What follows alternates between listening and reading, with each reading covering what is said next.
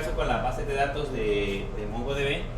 Y ahora pues vamos a trabajar con la parte de las fechas. Quiero que empecemos a ver cómo trabajamos con los datos de tipo fecha dentro de MongoDB y que veamos si podemos en alguna medida pues aprender algunas funciones o conceptos básicos de cómo lo maneja en ese caso el gestor de bases de datos. Y eso es por lo general casi de manera similar como lo manejan la mayoría de gestores de bases de datos. Vamos a entrar a Mongo y por el momento vamos a utilizar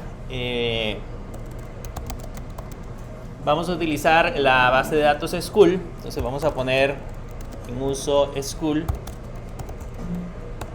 y con esa vamos a empezar a realizar en este caso los procesos. Bien, ¿cómo funcionan en ese caso las fechas? Nosotros podemos trabajar con fechas sin ningún problema cuando estamos en ese caso cuando estamos insertando documentos dentro de una colección, pero la idea principal en ese caso de manipular las fechas es que podamos en alguna medida hacer algún tipo de tratamiento con esos valores.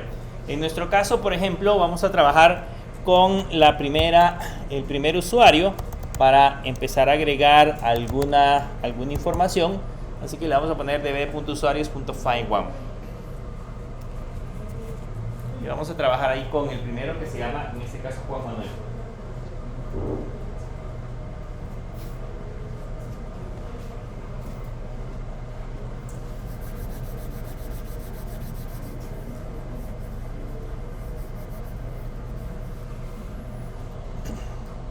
Entonces voy a copiar en mi caso el Object ID para poder trabajar específicamente con ese documento.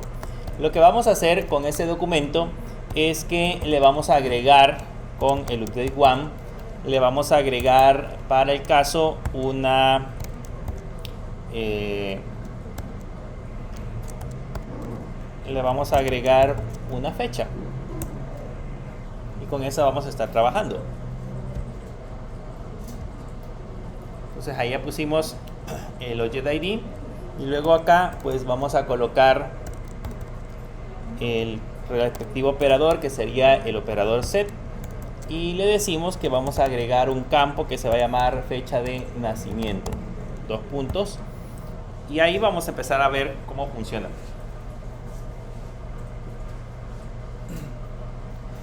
En este caso, por ejemplo, si tomaras como base las fechas que trabajan en MySQL, normalmente en MySQL cuando ustedes van a colocar una fecha, pues lo que hacen es que, digamos, lo insertan como una cadena de caracteres, como un string, y ahí le colocan la fecha cualquiera. Digamos que si esta es una fecha de nacimiento y nosotros le pusiéramos que esta persona nació en el 2003, digamos que un mayo 16, por ejemplo. Entonces yo le puedo poner 2003-05-16 y esa en ese caso sería la fecha que nosotros le asignaríamos a este campo.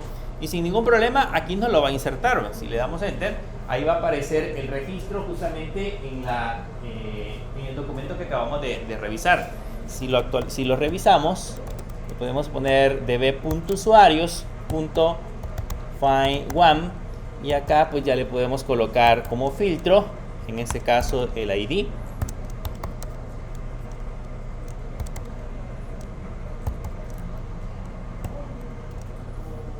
Y aquí ya pegamos el valor. Entonces si revisamos cómo se insertó esa fecha, van a notar que ahí aparece la fecha de nacimiento y dice 2003-05-06. La diferencia es que ese campo, fecha de nacimiento, para nosotros pasa a ser un campo de tipo string, una cadena de caracteres.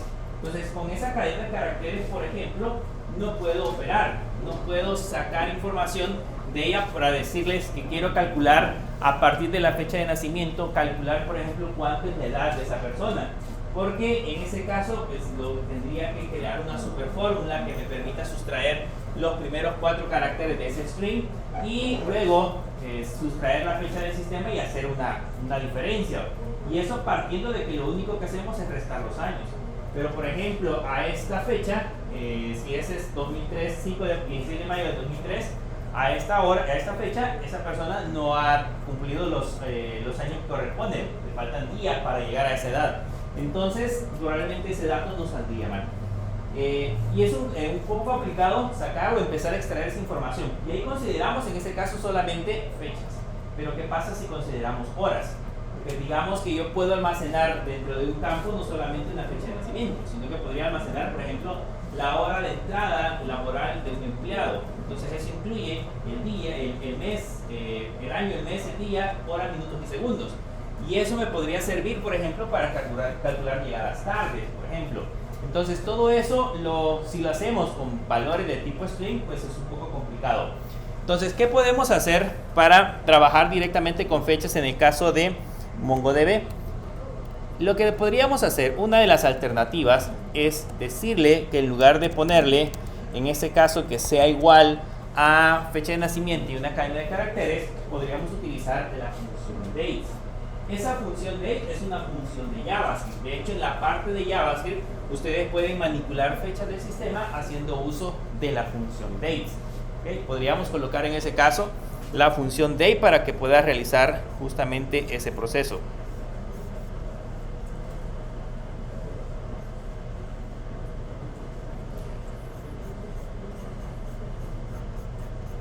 Si ahora le damos enter, van a notar que sí hizo el proceso de actualización. O sea, sí se encargó en ese caso de insertar la fecha, pero vamos a revisar ahora cómo se encuentra esa fecha que acabamos de insertar. Si ahora listo ese documento en pantalla, van a notar que la fecha dice Wednesdays, en ese caso dice que es Wednesday, sería jueves, miércoles, o sea ya estamos, es un día de jueves. Insertó en ese caso febrero 21, correcto, insertó el día de mañana de 2024 a las 05:50:45 GMT00. Eso lo que está haciendo es sacando en ese caso la fecha del sistema.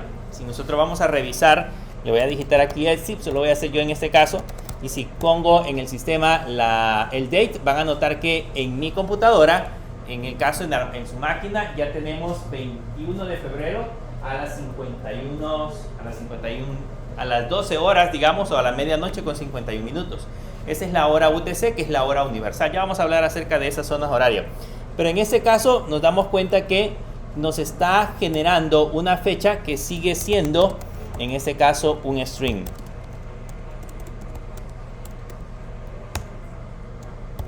Que sigue siendo un string.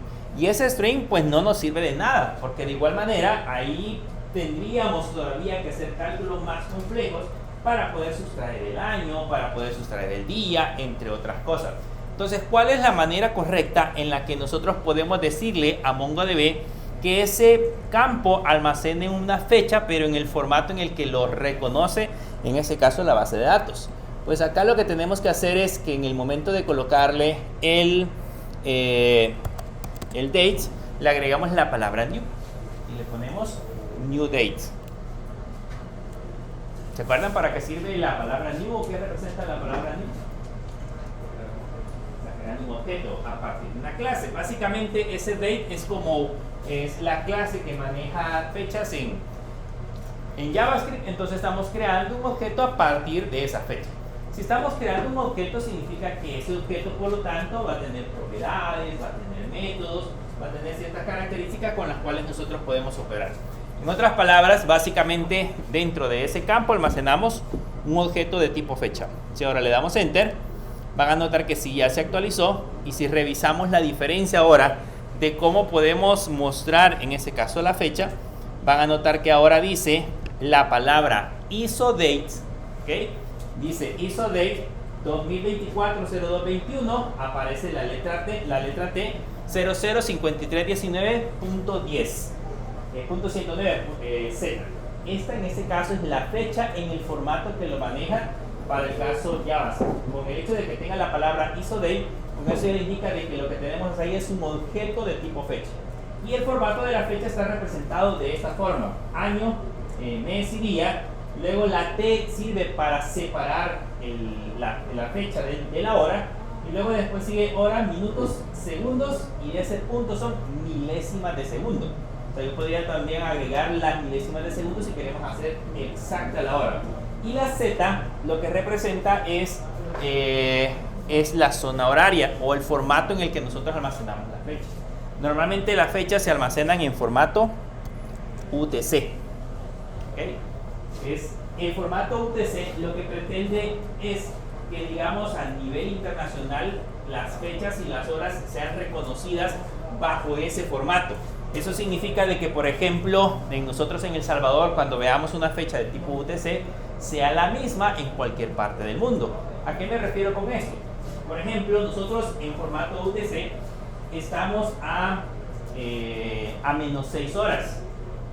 O sea, si se dieron cuenta, por ejemplo, la computadora tenía la medianoche, ahorita son las 6:55. O sea que en hora UTC, en hora universal, son la medianoche y 55 minutos, las 00:55 minutos. Pero nosotros estamos a 6 horas menos. Por lo tanto, si a esa medianoche le restamos 6 horas, nos va a dar las 6:55. Y así, por ejemplo, cada país, por ejemplo, hay uno que es la India, por ejemplo, está a más 5 horas. O sea que allá en la India ya son, después de la medianoche, son como a las 5 o 6 de la mañana. Eso es lo que hace es de que cada vez que nosotros representemos una fecha, lo hagamos en el mismo formato y sea universal. No sé si se han dado cuenta que, por ejemplo, las 6 de la tarde, digamos las 7 de la noche aquí, ya es de noche, o sea, ya está oscuro. Pero hay lugares en el mundo que las 7 de la noche todavía es de día.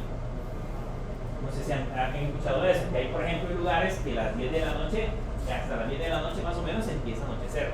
Pero es por la ubicación en la que se encuentra el país con respecto a la ubicación del sol, así podemos hacer la diferencia. Así que normalmente, por ejemplo, a las 6 de la mañana, que para nosotros es claro, en algunos lugares probablemente es oscuro. Hay lugares en donde la noche es más corta o el día es más largo, o sea, depende del lugar que estemos. Pero para evitar esa incongruencia de hora, para que cada quien no tenga su horario de acuerdo a como, digamos, lo establece su ubicación geográfica, se utiliza ese formato, que es el formato UTC. Y eso garantiza que las horas a nivel mundial sean reconocidas bajo ese mismo formato. Por lo tanto, cuando ustedes busquen, si ustedes ahorita en internet, si ustedes buscan en internet,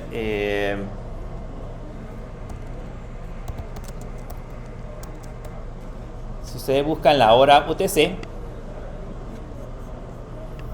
vean que la hora UTC les dice que son las 12:56 AM. ¿Okay? Son las 12:56 AM del miércoles 21 de febrero de 2024. Lo que uno hace en algunas ocasiones para evitar algunos inconvenientes es que las fechas, por ejemplo, en los servidores, se almacenan en formato UTC, o sea, se almacena en la hora universal. Y después, dependiendo de la zona horaria, uno hace procesos de conversión. Por ejemplo, si quiero visualizar el contenido en El Salvador, entonces le resto 6 horas, ya me da la hora de El Salvador. Si quiero, por ejemplo, en la India, por ejemplo, le sumo 5 horas, ya voy a tener la hora de la India. Pero normalmente en el servidor está en un solo formato. Entonces, esa Z que ustedes ven ahí, dentro de la fecha, eso representa el formato o la zona horaria que sería UTC. Se la podemos cambiar, hay otros formatos horarios, pero pues vamos a causar algunos inconvenientes. Ya les voy a explicar otras cosas interesantes que tienen que ver con las fechas, cosas que todavía no hemos considerado, pero ya vamos a hablar acerca de ello. Bien, pero acá lo que acabamos de hacer es insertar la fecha actual. Eso me serviría, por ejemplo, este formato que acabamos de generar ahorita, me serviría para que yo pueda agregar un campo dentro de mi base de datos, dentro de mi colección, que me indique en qué momento se agregó ese registro. Que si yo quiero llevar un registro en qué momento esa información fue agregada, entonces puedo colocar al documento una fecha de creación, por ejemplo, y ahí le puedo agregar la fecha actual. Pero ¿qué pasa en este caso que yo quiero agregar la fecha de nacimiento? Para agregar la fecha de nacimiento podemos utilizar el mismo formato, solo que entre comillas le vamos a poner que, por ejemplo, nació el 2003 y le pusimos el 05-16. En ese caso nació el 16 de mayo del año 2003. la fecha la tenemos que, o el formato lo tenemos que respetar. Pero básicamente lo que vamos a hacer es que, entre comillas, le vamos a agregar la fecha específica en la que nosotros pensamos que esa persona nació, o la que queremos agregar. Pero haciéndolo con el new date, ¿okay? No como lo hicimos al inicio. Si ahora ustedes le dan enter, ¿cuál va a ser la diferencia? Que va a aparecer un ISODate, ¿okay? Va a aparecer siempre un campo de tipo ISODate, pero ese campo de tipo ISODate ya va a tener la fecha que nosotros especificamos, o sea, en el formato que nosotros indicamos. Es importante ser muy exacto, porque no sé si se recuerdan que, por ejemplo, en MySQL o en SQL Server existe un campo específico que se llama fecha, que solo almacena año, mes y día. Es un campo específico. Y hay un campo específico que se llama datetime, que almacena la fecha completa y la hora. Entonces, acá en el caso de nosotros no vamos a encontrar un campo que almacene fecha y hora, sino que es un campo completo, pero yo en ese campo puedo fraccionarlo. Por ejemplo, ahorita almacenamos 2003-05-16. Si vamos a revisar cómo está almacenado ese objeto, van a notar que en el ISODate dice 2003-05-16 y la hora está especificada como 000000. ¿Okay? No le hemos especificado hora, o sí la tiene, pero es la medianoche exacta. Esa es la diferencia. Entonces, de esa manera nosotros podemos colocar en ese caso horas. Pero ¿qué pasa, por ejemplo, si necesito especificar también la hora? En su partida de nacimiento dice la hora. ¿Ya han revisado su partida de nacimiento? Si nació el tal día, a las tales horas, en tal lugar, entonces ahí dice la hora. Entonces, ¿qué pasa si necesito también almacenar la hora? Pues entonces aquí, en este formato, le coloco la letra T para separar, en este caso, la hora, y ya le puedo especificar. Por ejemplo, esta persona nació a las 17 horas con 25 minutos con 30 segundos. Si yo no quiero, si yo por ejemplo solo especifico minutos y horas y minutos, entonces los segundos van a quedar a 0. Pero si quiero ser muy exacto, entonces le tengo que poner el valor como tal. Entonces con eso hace también el proceso de actualización. Y ahora, si revisamos el objeto, nos vamos a encontrar que ya este objeto tiene la hora con 2003-05-16 a las 17:25:30. Como no le especificamos milésimas de segundo, entonces aparece con 00. Pero básicamente esa es la manera en cómo nosotros podemos actualizar o insertar, en este caso, fechas, haciendo uso de la función date. También podemos usar este formato. Si no nos parece bien el string, podemos, en lugar de ponerle comillas, podemos colocarle, por ejemplo, esta persona dijimos que nació el 2003, le voy a poner 4, le voy a poner 16. Según eso, ¿qué fecha sería?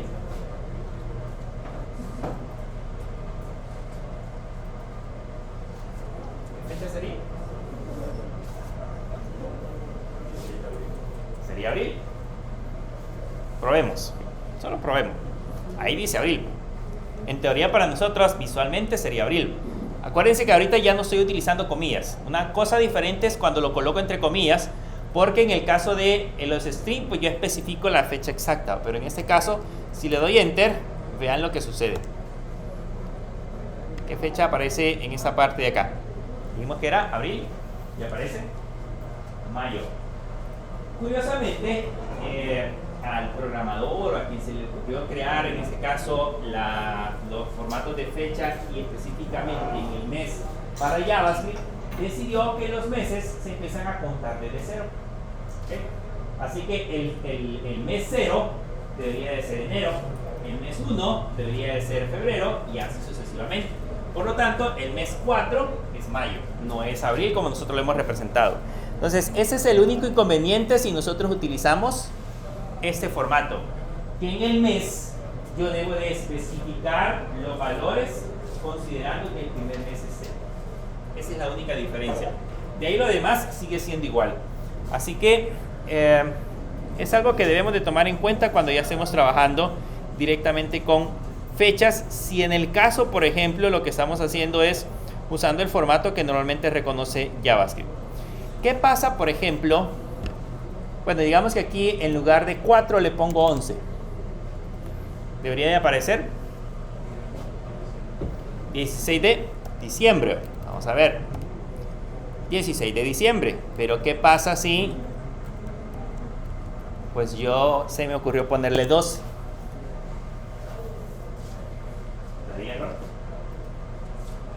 ¿Existe el mes 13? No debe existir. Al menos en nuestro formato. No debería existir. Pero no de error. Si lo corro, no de error. Pero ¿qué me insertó? Enero, pero del 2004. Entonces, ¿qué es lo que hacen? Bueno, entonces lo que él dice, si no existe el mes 12, entonces le empezamos a correr. Y por ende, la fecha que yo especifiqué en teoría debería de ser 16 de diciembre de 2003. Pero como para él el 12 no existe, digamos, no está dentro de sus valores, entonces lo corre. Y en ese caso pasaría al siguiente mes, que es de diciembre, 2003, sería enero 2004. Okay. Así que ahí es donde lo podemos considerar. Esto es muy interesante, en este caso así como está, porque imagínense que yo acabo de capturar, por decirles algo, capturé la fecha de una factura. Se me ocurre, tenemos una factura y esa factura se emitió al crédito. La emitimos al crédito. Entonces yo necesito calcular el vencimiento de esa factura, que es si se emitió ahora, por ejemplo, 16, entonces debería de vencer el siguiente 16 del próximo mes. Entonces lo que puedo hacer nada más es, con ese formato, operar en el mes, ir aumentando el valor y automáticamente va a ser el proceso de conversión. Y ahí no le interesa si el mes es de 30, de 31, de 28 o de 29. Él ya sabe y está calculando justamente esos valores. Eso nos ayuda mucho para evitar esos problemas. Veamos cómo podemos manipular la fecha. Regresemos esto a como lo teníamos, que sería el 4 del 2016.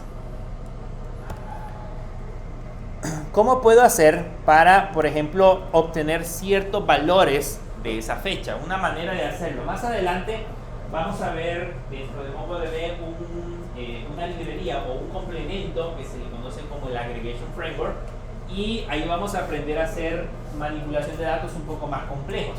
Pero por el momento, ¿qué pasa si con lo que sabemos hasta ahorita quisiera aprender a controlar o a manipular esas fechas? O por lo menos a obtener cierta información. Entonces lo que puedo hacer es que en el caso, por ejemplo, con el find one, yo le puedo decir al inicio que esto se lo asigne en ese caso a un usuario, por ejemplo. Le pongo let user igual de b.usuarios.find one. ¿Se recuerdan que esto lo vimos el día de ayer? Con eso yo lo que hago es asignar el resultado de esta búsqueda, asignárselo a esa variable.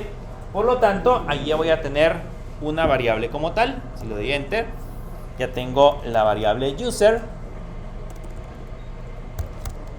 y a esa variable user está compuesta en este caso por todos esos elementos.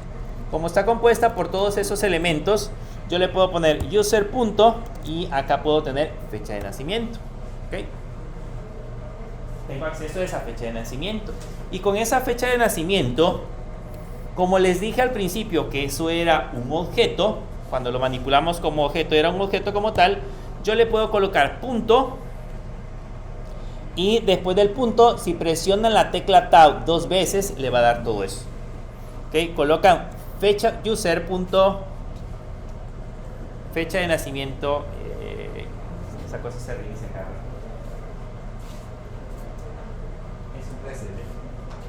Bien, si le pongo user punto fecha de nacimiento punto y luego le agrego, le presiono tab 2 veces, van a notar que aparece todo el listado de métodos que tiene ese objeto. Vean, aparece desde acá arriba.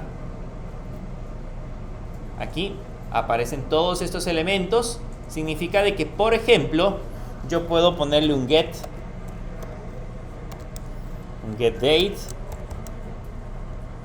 Así, le puedo poner user.fecha de nacimiento get date y veamos qué resultado nos da ese famoso get date. Si le damos enter, ¿qué obtenemos? Ese sería ese 16. El método como tal me tendría que decir que me devuelva la fecha, porque así dice, get date sería como la fecha, pero curiosamente el método devuelve el día, nada más. ¿Okay? Eso es lo que hace. ¿Qué otras cosas podemos obtener de ahí? Bueno, si ya ya obtuvimos el día, puedo obtener el mes. Vean, le pongo get month y obtengo el mes, pero ese 4 que representa, ¿qué mes sería? Sería mayo. O sea, internamente, recuérdense de que JavaScript lo que va a hacer es devolver el mes, pero en su formato, considerando que el primer mes es 0. Entonces, pues, si nos devuelve 4, sería como que nos devolviera el mes 5, que en este caso sería mayo. Ahí nos está devolviendo el mes de mayo.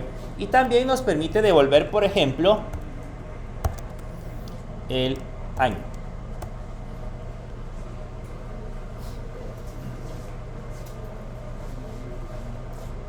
¿Qué año era?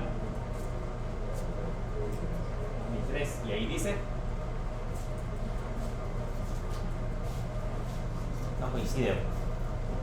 De 2003 a 103 como que no cuadra. ¿De dónde sacó ese 103?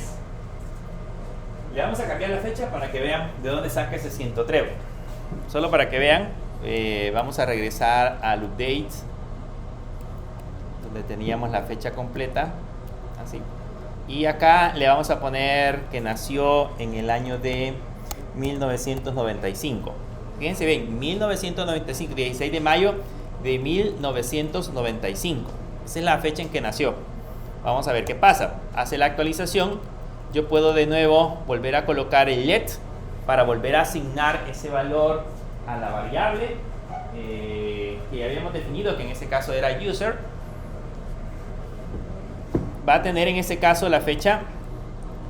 Si le ponemos user, tendría en ese caso la fecha del año de 1995, 16 de mayo de 1995. ¿Okay? Pero si yo le pongo user.fecha de nacimiento.get year, ¿qué me devolvió? ¿Devuelve?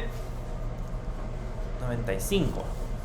No devuelve 1995, devuelve 95. Y si es 2003, devuelve 103. ¿Okay? ¿Cuál es la diferencia entre uno y otro? Bueno, básicamente lo que está diciendo es de que si solo devuelve, por ejemplo, 2 dígitos, son años antes del año 2000. ¿Okay? Si devuelve, en ese caso, 103, significa de que ese 1 lo que me está indicando es que son años después del 2000. ¿Okay? Y lógicamente, si pusiera una fecha del año 3000, pues no vamos a llegar hasta ahí, pero digamos que pusiera una fecha del año 3000, pues me tendría que colocar ahí otro valor diferente. Ese es un detalle, no sé si se recuerdan. ¿Quién nació antes del año 2000? Antes del año 2000. ¿Cuánto tenía en el año 2000? Pues no se daba mucho. ¿Quién más nació? ¿Nadie más? ¿Cuántos años tenía en el 2000? 11. Bueno, ya más o menos se enteraba de las noticias, que en el año 2000 era el fin del mundo. Algo parecido al 2012. En el 2012 sí todos escucharon que el 2012 era mundo porque lo había profetizado el calendario maya y todo eso. Pues en el año 2000 decían lo mismo. En el año 2000 iba a ser el fin del mundo porque las computadoras estaban programadas y no reconocían el año 2000, sino que lo reconocían hasta el año de 1999. Y el problema es que en las computadoras antes del año 2000 las fechas se representaban con 2 dígitos. Por ejemplo, si queríamos colocar 1995, o en ese caso 16 de mayo de 1995, poníamos 950516, 2 dígitos para el año. Como íbamos a hacer para el año 2000, en el año 2000 íbamos a poner 000516. Eso para la computadora era retroceder 100 años. ¿Okay? Básicamente era retroceder 100 años. Era como si estuviéramos diciendo 16 de mayo del año 1900. Imagínense que esa fecha se hubiera utilizado para calcular los intereses de un crédito que ustedes habían sacado y que en el año 1999 ya solo le faltaba un año para terminar de pagar el crédito, y en el año 2000 se regresaba de nuevo y ya tenían toda la deuda pendiente. Eso es lo que iba a pasar, básicamente. Entonces, las computadoras no estaban preparadas para ese problema, y por eso decían que en el año 2000 iba a suceder todo ese gran lío. De hecho, ahora hay un problema para el año que a algunas computadoras les va a suceder para el año 2035, creo yo. No estamos tan lejos. Time.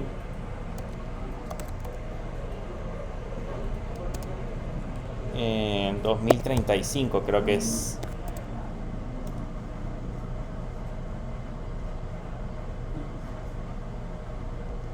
O 2038.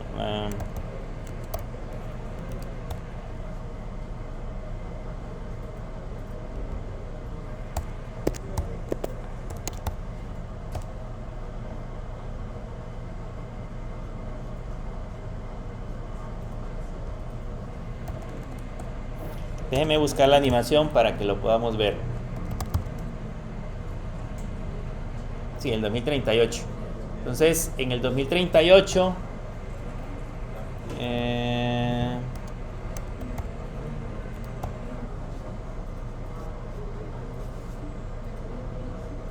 aquí creo que está, Wikipedia. No sé si logran ver acá la fecha. ¿Lo logran ver? Se lo voy a hacer un poquito más grande, que lo puedan ver.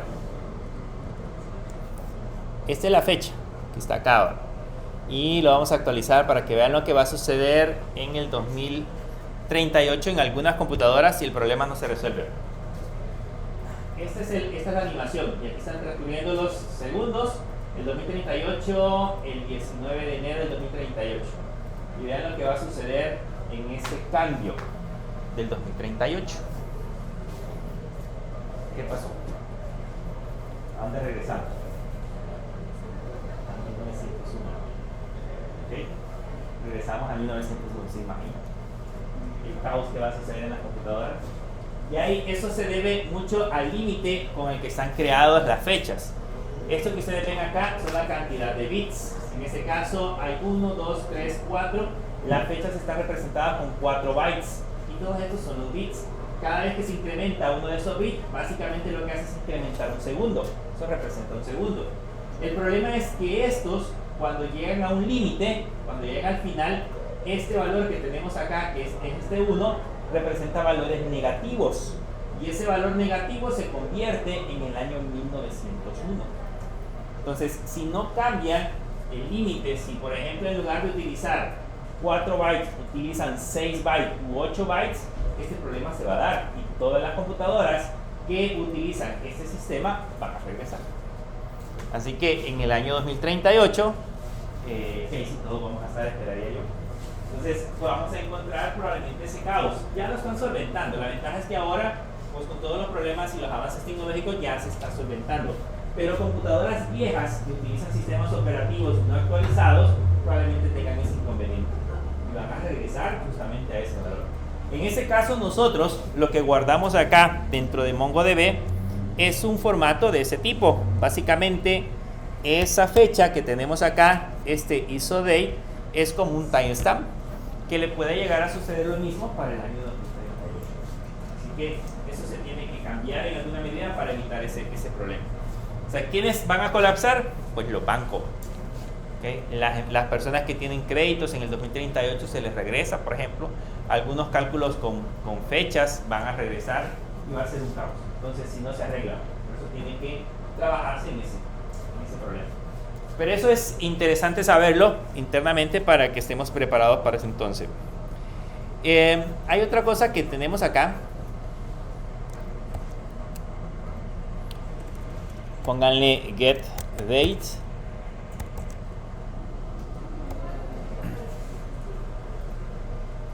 Y ahí nos devuelve. 2. Ahí nos devuelve 2. Para entender un poco cómo funciona, pongámosle aquí que coloque la fecha actual. Le voy a actualizar el campo otra vez y hoy le voy a poner que me tome la fecha del sistema. ¿Se acuerdan que el new date lo que hace es tomar la fecha del sistema? Entonces va a tomar la fecha del sistema, que sería el día de mañana, sería miércoles 21.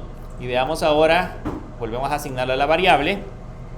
Y ahora en la variable volvamos a consultar el date. ¿Qué dice que es? ¿Valor de? 3. Ese es el día de la semana. ¿Okay? Esa es la diferencia. Tiene 3 porque pues es miércoles.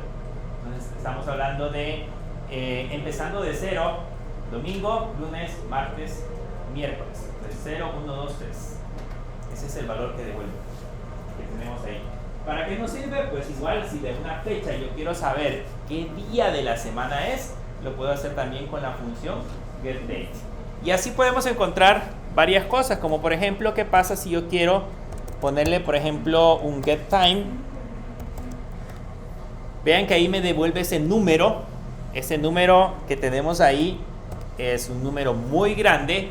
Ese es un número que representa la cantidad de segundos transcurridos desde 1901. ¿Okay? Que es el famoso número que ustedes están viendo en la animación. O sea, ese número que ustedes ven aquí en la animación, este valor que está acá, que están viendo acá, representa ese número que tenemos aquí. La cantidad de segundos transcurridos desde un punto a otro. ¿Qué nos puede servir? Normalmente se utiliza mucho ese valor para realizar ciertos cálculos. De hecho, de manera interna, para obtener días, meses, años, lo que la máquina opera es básicamente ese valor. Y además de eso, puedo poner este valor y convertirlo en una cadena de caracteres. Si le pongo toString, ya me dice Wednesdays, o en este caso sería miércoles 21 de febrero de 2024, la fecha. Me dice en qué formato está, que es GMT0, o en este caso el UTC0 que les había mencionado anteriormente.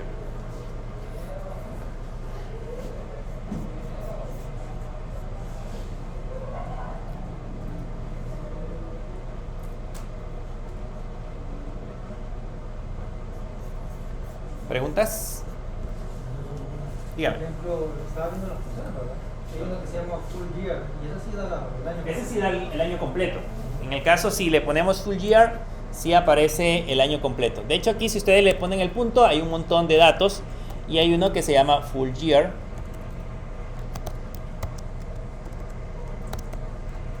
Ese sí devuelve el año completo. Pero solo Year devuelve nada más el valor como les mencioné anteriormente. Ahí pueden seguir probando. O sea, la idea de todo eso es que prueben, en este caso, la cantidad de opciones que puede tener este elemento. Si ustedes le dan 2 clics, ahí van a encontrar, por ejemplo, todos esos que tienen get. Yo puedo obtener las horas, puedo obtener los minutos, las milésimas de segundos, puedo obtener la zona horaria en la que está representado, puedo transformarlo en este caso a una UTC o una fecha de ese formato, etc. Y de incluso puedo cambiar los valores. Con el set puedo ir actualizando en ese caso esos valores para poderlos posteriormente almacenar. Entonces esa es una manera en la que nosotros podemos trabajar justamente con esos elementos. Bien.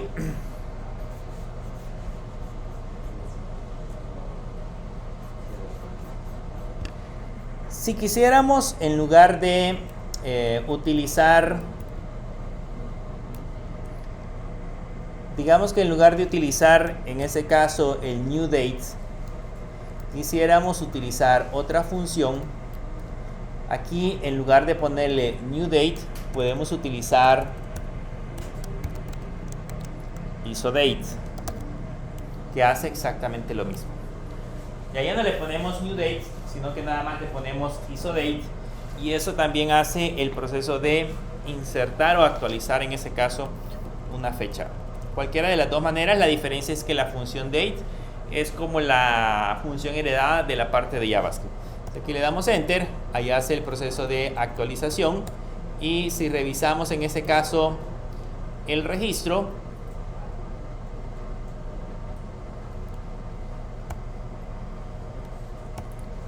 ahí ya tiene almacenada la fecha. Entonces lo puedo hacer de dos maneras. Lo puedo hacer utilizando, en ese caso, la función newDate o utilizando la función isOfDate. Cualquiera de las dos maneras me sirve para poder hacer el proceso de actualización. Veamos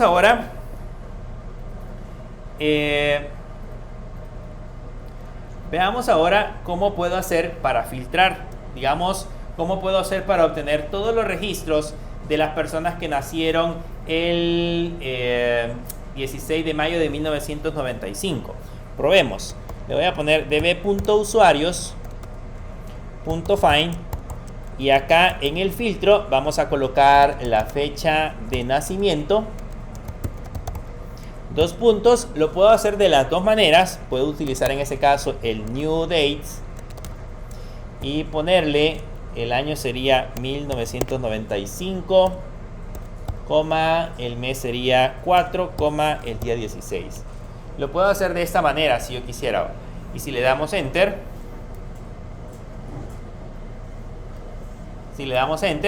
ahí van a notar que no aparece nada. No muestra en ese caso el filtro que nosotros estamos buscando. De hecho, si lo hiciéramos también con el isOdate, si lo cambiáramos y representamos la fecha como nosotros la entendemos con el isOdate y colocáramos acá entre comillas que yo ando buscando todas las personas que nacieron entre el año, que nacieron el día de 1995-05-16, y si le damos Enter van a notar que todavía no representa nada. ¿Por qué no aparece absolutamente nada? Porque la fecha que nosotros insertamos tiene hora. Y así como lo estamos buscando, no estoy considerando la hora. O sea, aquí le estoy diciendo todas las personas que en la fecha que nosotros andamos buscando esté específicamente en ese rango. Entonces, ¿cómo podemos solucionar ese problema?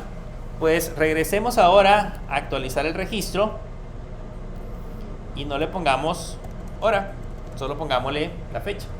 1995-05-16. En ese caso, ahí no estoy especificando hora, solo estoy especificando fecha.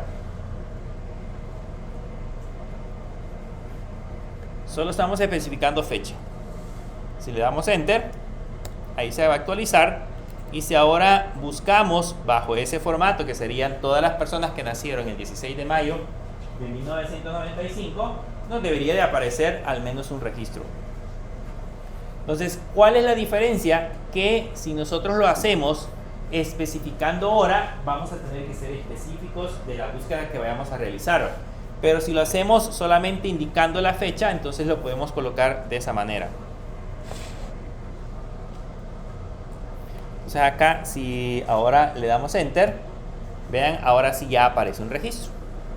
Ya aparece un registro porque coincide, pero si observan, la fecha está almacenada como 1995, 0516, 000000.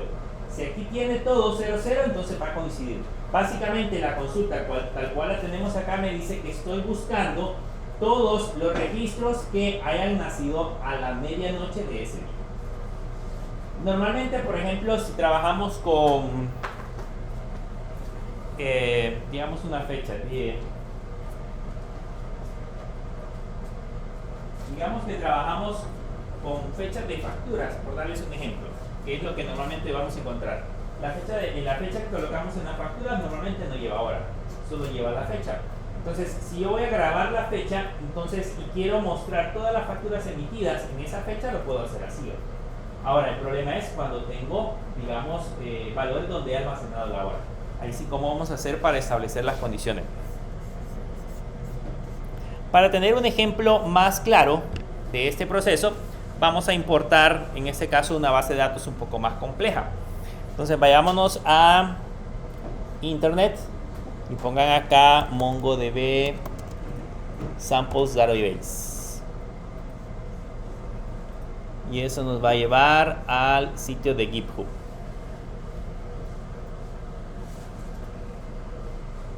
El que ya vimos la vez anterior. Póngale MongoDB Samples Database.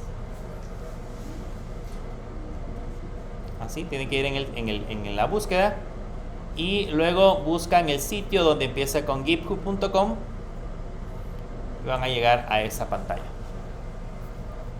De esa pantalla hay varias de las que hemos estado trabajando. Ya exportamos en ese caso la de Airbnb.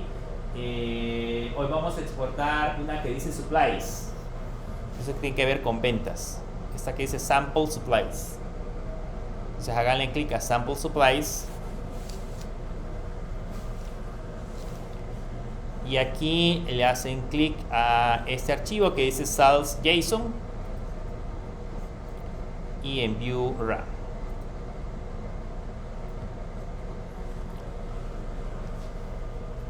Y ese es el archivo que vamos a importar. De ahí nos llevamos la URL. Vamos a copiar todo eso. Cuando lleguen hasta ahí, copien la URL. Para llegar ahí, se lo voy a repetir. En el caso de, no sé si es mi máquina o el internet está lento. Está lento. Para llegar ahí, tenemos que llegar a samples, a las bases de datos. Aquí le damos sample supplies. En sales.json tenemos que abrir el JSON y como aquí no se ve completito, le damos view ra y ya aparece el archivo. Copiamos la URL y ahora nos venimos a la parte de la consola. Vamos a salirnos de Mongo y vamos a crear acá una carpeta que se llame Stores. Entramos a la carpeta Stores y como siempre para descargar es wget y ahí le ponemos la URL que copiamos del otro lado.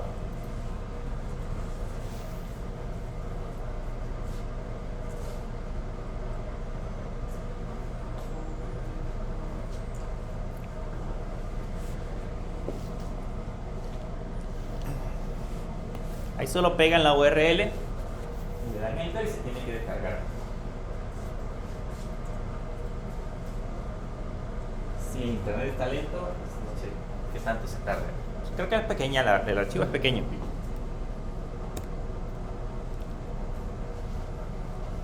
Ahí lo está, sí está lento.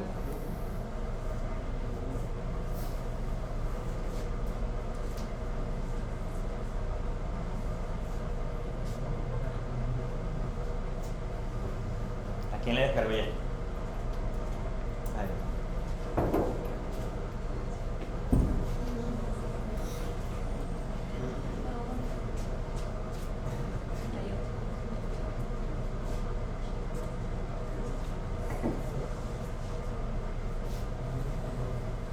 Y ya descargó. Pues no pesa tanto, son 4.64 megas. Debería ser súper rápido.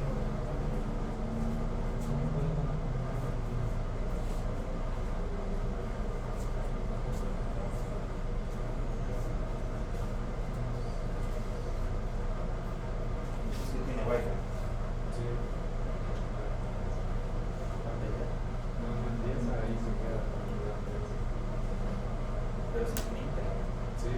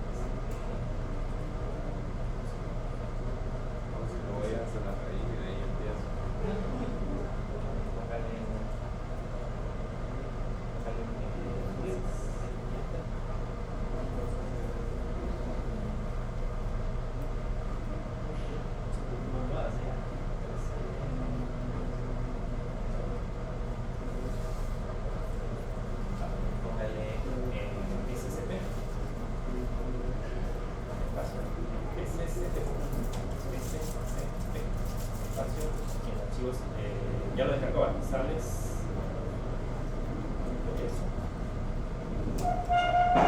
Paso. Hoja de católica.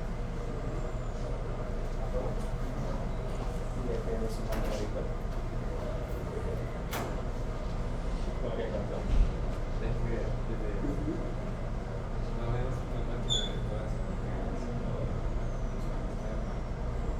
En el... Ah, usted lo instaló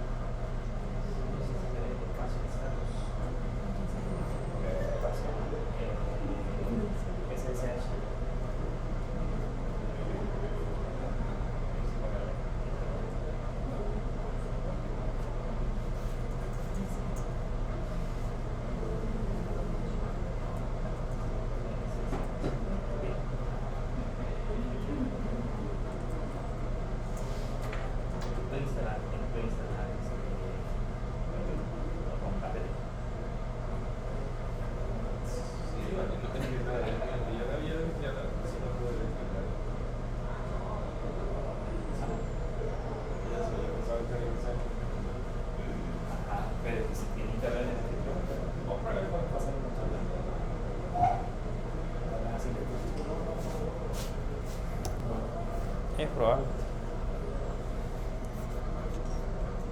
Bien, veamos si ya lo descargó. Ahí está el archivo. Y ahora lo que tenemos que hacer es importarlo. Solo vamos a poner mongo import. Y ahí le ponemos -db, que sería la base de datos. Le ponemos el stores. Ese es el nombre de la base de datos con la que vamos a almacenarlo. Y la colección le vamos a poner saddles. Y luego el archivo se va a llamar saddles.json.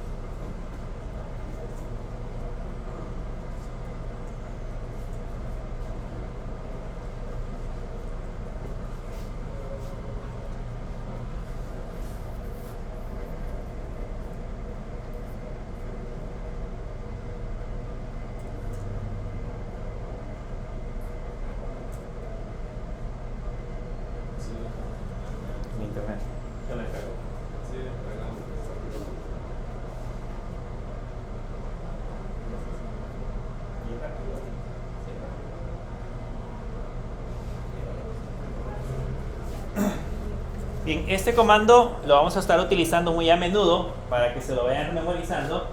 Más adelante le vamos a agregar otras cosas, porque pues ahorita hay ciertos aspectos que no están considerados, como por ejemplo la parte de la seguridad. Imagínense que, por ejemplo, ahorita Mongo, en ningún momento yo les he dicho que coloquen credenciales, que entremos con un usuario y contraseña, no lo hemos hecho. Ni tampoco hemos especificado limitaciones que me permita decir qué cosas puede y no puede hacer. Está desprotegido. Ahorita cualquiera, si yo pusiera esto en producción en la nube, por ejemplo, mi Mongo estaría totalmente expuesto porque no tiene acceso a través de credenciales. Pero ya más adelante vamos a aprender a cómo hacer para protegerlo, para colocar la parte de la seguridad. En ese caso, acá, como ya lo tenemos descargado y no tenemos seguridad, solamente colocamos estos parámetros. Debemos de colocar el nombre, esto es el nombre de la base de datos que va a crear. Si no existe, ya saben que él automáticamente la crea. Y esto indica el nombre de la colección. Y el otro es el nombre del archivo. 3 parámetros que debo de aprenderme sobre el Mongo Import. Así que si alguna vez les digo, por ejemplo, de las bases de datos que tenemos de ejemplos, aquí vamos a estar utilizando varias. Si en alguna de los laboratorios le digo importe la base de datos, se me ocurre por ejemplo la de Analytics, por ejemplo, entonces ustedes ya saben cuál es el proceso que tienen que hacer. Primero descargarlo con el comando wget y luego después de eso importarlo con el comando mongo import. Si esto es correcto y le damos enter, pues ahí nos dice que nos importó de manera rápida 5000 documentos. ¿Okay? Importó 5000 documentos. Ahora que ya tenemos esos 5000 documentos importados, entonces ya podemos entrar a MongoDB para revisar si esa base de datos fue creada. Entonces aquí le ponemos show dbs y van a notar que ahí ya aparece la base de datos que se llama stores, que si se dan cuenta es más pequeñita que la base de datos de Airbnb. La de Airbnb tiene 51 megabytes y la de Store apenas tiene 8K. Es bien pequeña. Pero veamos qué contiene esta base de datos. Le vamos a poner use stores y ahí vamos a poner un show collections para ver si nos creó la colección. De hecho, la colección que creó se llama cells y con esa ya podemos empezar a operar. Entonces veamos qué es lo que tiene cells. Pongámosle db.cells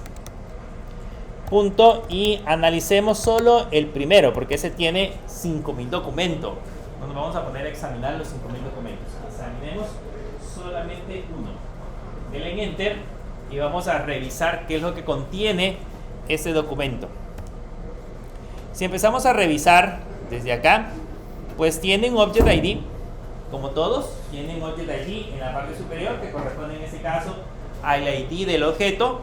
Y lo que nos interesa es esto, tiene un ISODate y en ese ISODate, si se dan cuenta, tiene una fecha en el formato que nosotros ya logramos identificar. En ese caso el año, mes y día y luego las horas, minutos y segundos y milésimas de segundo en el formato UTC. Así que pues ya está funcionando. ¿Qué es lo que contiene después? Este campo ítems, ¿por qué está compuesto? ¿Qué tipo de datos tiene el ítems? Antes de los subdocumentos tiene subdocumento, pero ese subdocumentos ¿ver? De un array. Cada vez que veamos que inicia con un corchete significa que lo que sigue es un array y es un array de subdocumentos. En este caso aquí, por ejemplo, este subdocumento tiene el nombre, que es una impresora de papel, como dice ahí. Los tabs dice oficina y estacionario y la otra dice el precio, que sería 40.01, y la cantidad. Vean, esto es como una venta, digamos, suponiendo que esto ha sido una venta, significa que esta venta vendió todos estos ítems. ¿Se acuerdan que, por ejemplo, en la base de datos relacionales yo tenía que crear la tabla facturas y aparte de crear el detalle de las ventas de la factura? Pues aquí no, aquí lo podemos agregar en un mismo documento y solamente separando en ese caso cada uno de los valores. Luego aparece el store location, que en ese caso sería la localización donde se encuentra, en ese caso la tienda, que sería en Denver. Aparece el customer. Este customer, ¿de qué tipo de campo es? Ese sí es un subdocumento, porque empieza con una yard. Y ese está compuesto por el género, la edad, el correo electrónico y el nivel de satisfacción.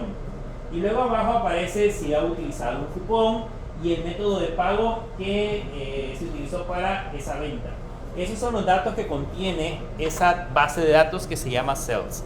Pero ahorita lo que nos interesa es la fecha.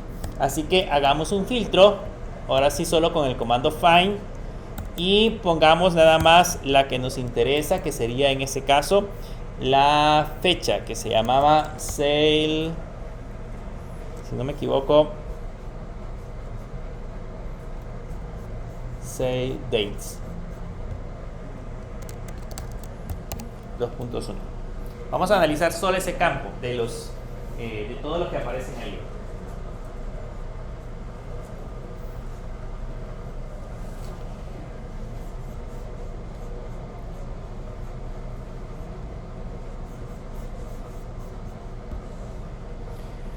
Bien, si le damos enter, ahí aparecen, no lo escribí bien, sales, sell date, ahí está, es solamente sin la D.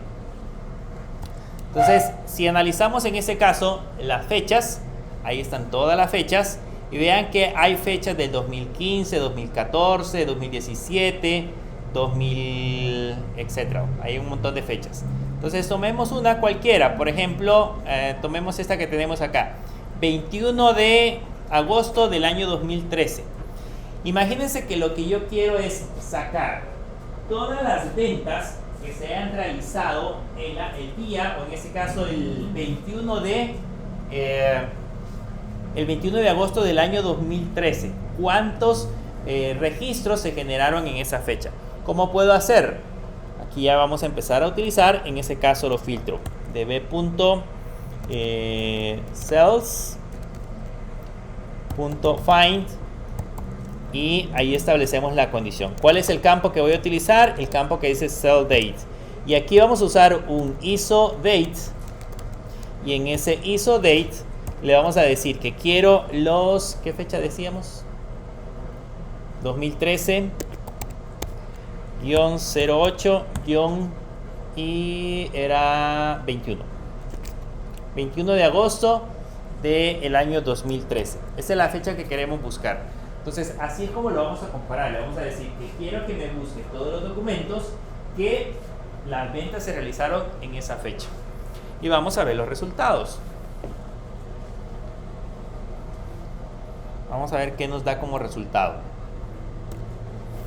No aparece ninguno. Sin embargo, ya nos percatamos que sí existe uno. Pero ¿qué es lo que sucede? Pues lógicamente nuestro problema es que estamos comparando fechas sin tomar en cuenta la hora. Entonces voy a enseñarles, digamos, varias maneras de hacer este proceso, desde las más complejas hasta las más simples. Empecemos primero con la manera más compleja y después lo vamos a ir haciendo más simple.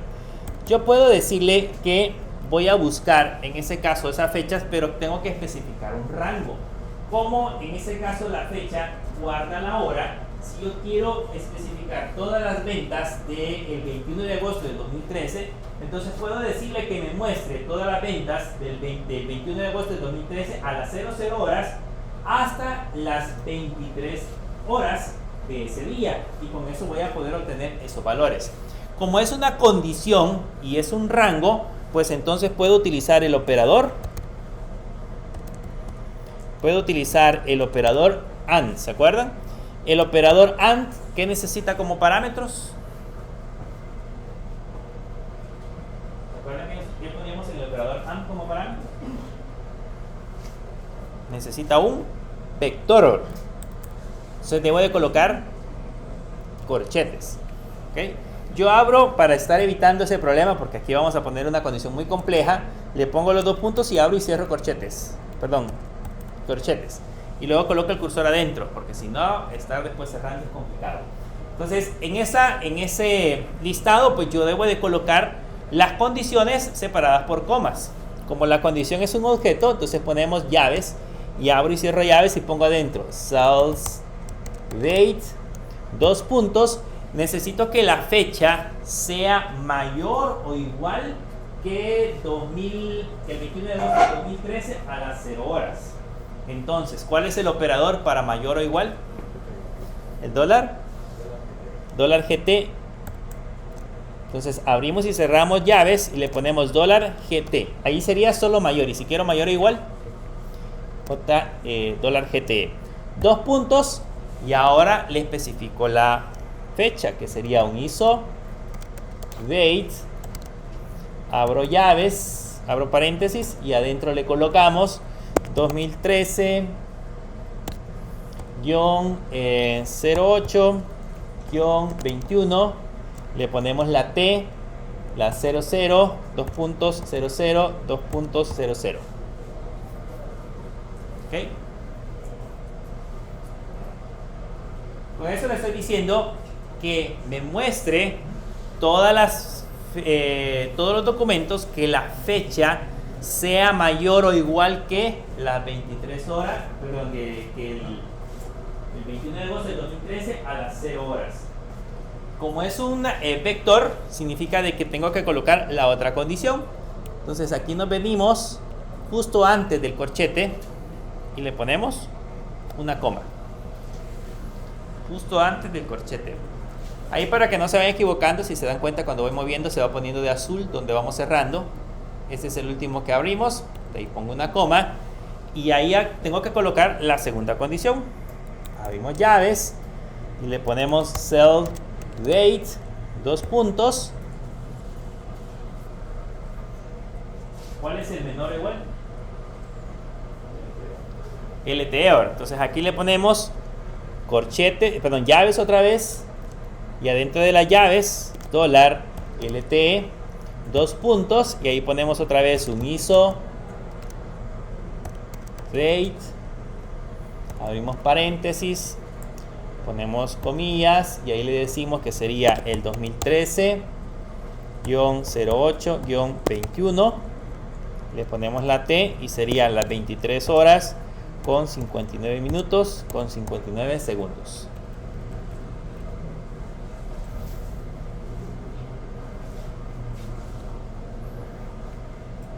Y con eso ya especificamos randos. Le decimos que sea entre ese y ese rango.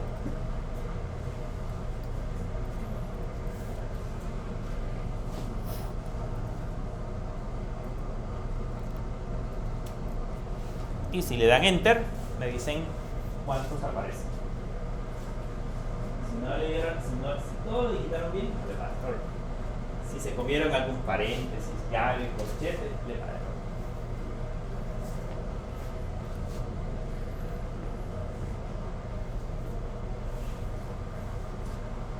Y si en un examen le da ese problema, pues mi recomendación es que vuelva a escribir. Porque estar buscando otra vez dónde está el problema es complicado. Bien, si le damos enter, aparecieron un montón. ¿Cómo hago si quiero saber cuántos son? ¿Cómo hago si quiero saber cuántos son? Pues ahorita me da todo, pero si yo quiero saber cuántos son, al final le puedo poner un count. Si alguna vez les pregunto, por ejemplo, en un examen, díganme cuántos documentos cumplen con esta condición, pues al final de del find, pongan el count. Y ahí le va a decir cuántos documentos. Solo hay 2. O sea, solo se vendieron 2 en esa fecha. Pero yo necesito saber datos específicos. Se vendieron 2. Si quiero mostrar, por ejemplo, el customer, la localización y la fecha, ¿cómo hacemos? Necesito mostrar el customer, la localización y la fecha.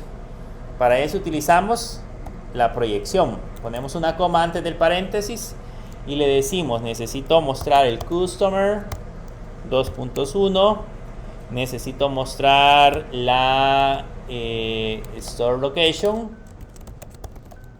2.1, y necesito mostrar también la fecha, que sería salad date, 2.1. Esa sería la proyección. Así no revisamos tanta información. Debería de quedar así.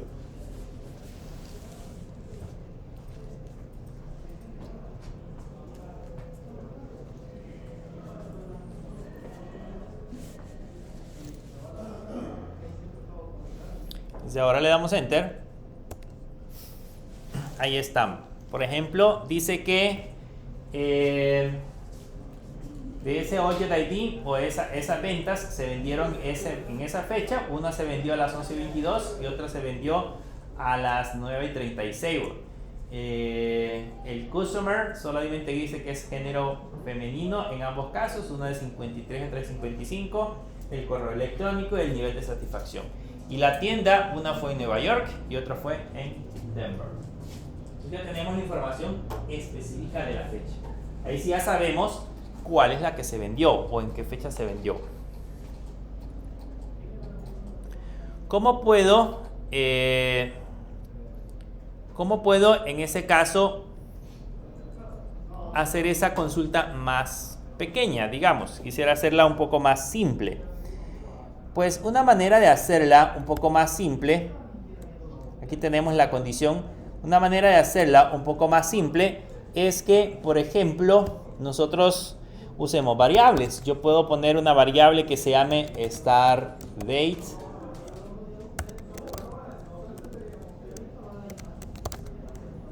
Y esa variable va a ser igual a un isOdate. Y entre comillas le ponemos la fecha, que sería el 2013-08-21. Le ponemos la T 00 2.00 2.00. Ahí creamos la primera variable. Luego creamos una segunda variable que sería el endDate igual a isOdate, y adentro colocamos la segunda, que sería siempre el 2013-08-21. Le ponemos la T, sería las 23 horas 59 minutos 59 segundos. Y ahí tengo creadas dos variables. Entonces lo que hacemos es que esas variables las podemos sustituir acá en toda esta expresión. Por ejemplo, aquí en lugar de haber puesto todo este isOdate, toda esta condición, yo le podría haber puesto startDate. Y aquí, en lugar de poner todo este isOdate, podría haberle puesto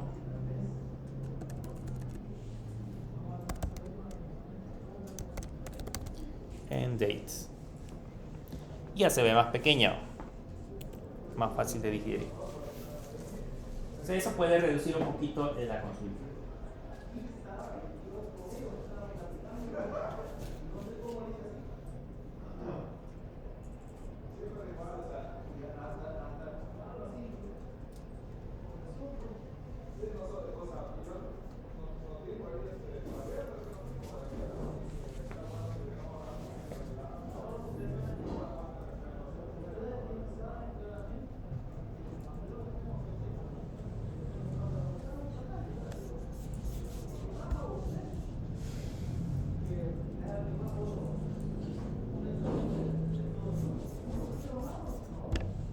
Si le damos Enter, da los mismos resultados, solo que las fechas están puestas en variable.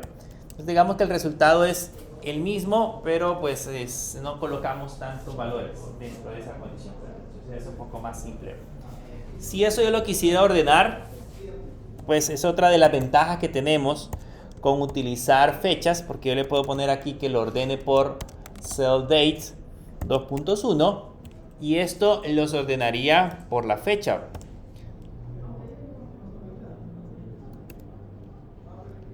CellDate, ¿qué le pusimos?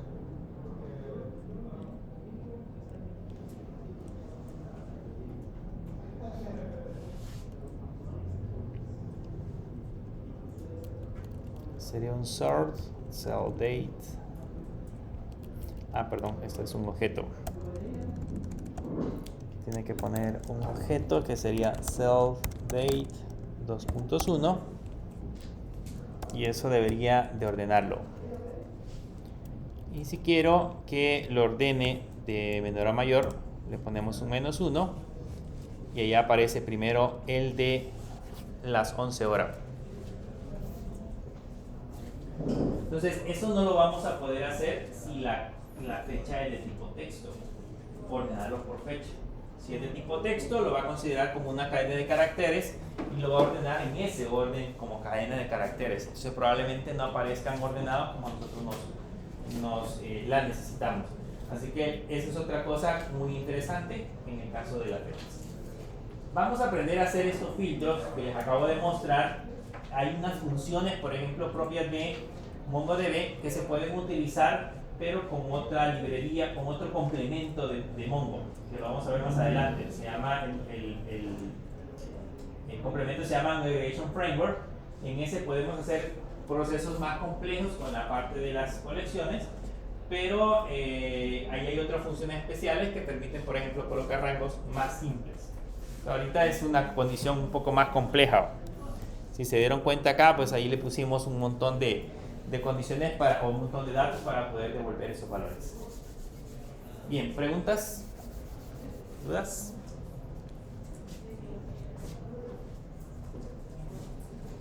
Con eso completamos la parte básica de las fechas. Vamos a seguir trabajando con fechas más adelante, pero ahorita pues nada más para que tengan una idea de cómo se manipula. Que cada vez que vayamos a agregar una fecha, pues no la vamos a manipular con un string, sino que vamos a manejarla como un objeto propio, como una fecha propia de MongoDB para poder hacer todo ese tipo de operaciones. Si voy a calcular, por ejemplo, aguinaldos, ¿saben cómo se calculan los aguinaldos? Cuando ya les toque trabajar y les tengan que pagar.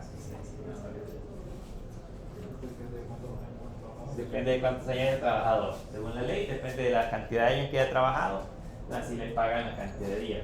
Cuando uno ya está trabajando y les toca su primer aguinaldo, pues se entera. O las horas extras, cómo se pagan, depende de las horas extras que haya hecho. Entonces, todo eso básicamente se lo menciona porque son cálculos de fecha. En los sistemas de recursos humanos, por ejemplo, hay quienes que le piden a final de año también el cálculo de planillas de indemnizaciones, que aunque no se indemnizan a los empleados, las empresas las sacan para tener lo que le conocen ellos como la deuda laboral que tienen. O sea, digamos que si en algún punto dado tienen que despedir a cierta cantidad de empleados, saben cuánto tienen que pagar en indemnización. También es otro cálculo que tiene que ver con fechas. La cantidad de años que una persona haya trabajado dentro de la empresa, a partir de ahí se le calculan en ese caso la indemnización. Pero como todo eso es cálculo de fechas, ahí es donde debemos de aprender a utilizar ese tipo de cálculos. De esa manera es como se hace. Tomamos la fecha de contratación y la fecha en que lo vamos a despedir y a partir de ahí se calcula la indemnización. Bien, si no hay preguntas, nos veremos el día lunes. No se les olvide que el martes de la otra semana tenemos el laboratorio, así que practiquen un poco la parte de los ejercicios que están en la guía y ya lo que veamos el día lunes ya no va a poder empezar. Es lo que veamos. Practiquen un poco y los veo el día